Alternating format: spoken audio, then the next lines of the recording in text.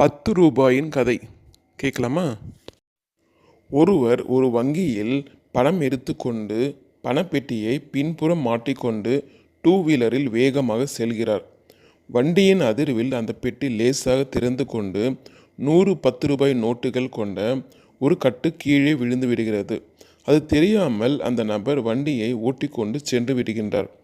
அந்த நபர் இக்கதையில் இனி வரமாட்டார். கீழே விழுந்த வேகத்தில் 100 ரூபாய் நோட்டுகள் கொண்ட அந்த கட்டிலிருந்து ஒரே ஒரு 10 ரூபாய் நோட்டு மட்டும் விடுபட்டு காற்றில் பறந்து சிறிது தூரத்தில் கிடக்கிறது. அந்த ஒற்றை 10 ரூபாய் நோட்டு இருந்த வழியில் ஒருவன் வருகிறான்.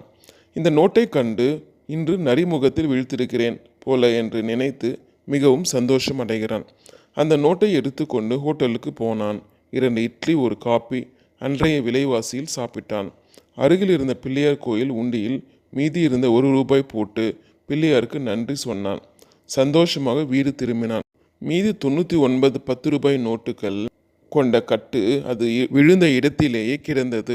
அந்த வழியாக ஒருவன் வந்தான். இந்த நோட்டுக்கட்டை பார்த்தான், எடுத்தான். பரபரவென்று எண்ணினான். 99 நோட்டுகள்.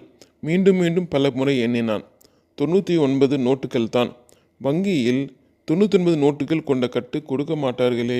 அந்த ஒற்றை 10 ரூபாய் நோட்டு இங்கே பக்கத்தில் எங்கேனும் இருக்கிறதா என்று தேட ஆரம்பித்தான். அந்த ஒற்றை 10 ரூபாய் நோட்டை தேடினான். இன்னும் தேடிக்கொண்டே இருக்கிறான் என்று சொல்லி கலகலவென்று சிரித்தார் குருதேவ் அவர்கள். 10 ரூபாய் கிடைத்தவன் திருப்தியாக சாப்பிட்டு விட்டு சந்தோஷமாக சென்றான். 990 ரூபாய் கிடைத்தவன் அதை அனுபவிக்காமல் இன்னும் ஒரு 10 ரூபாய்க்காக அல்லாடி கொண்டிருக்கிறான். நம்மில் பலர் இப்படித்தான். கிடைத்தவைகளை அனுபவிக்க தெரியாமல் கிடைக்காத ஒன்றை தேடி தேடி அலைந்து கொண்டிருக்கிறோம்.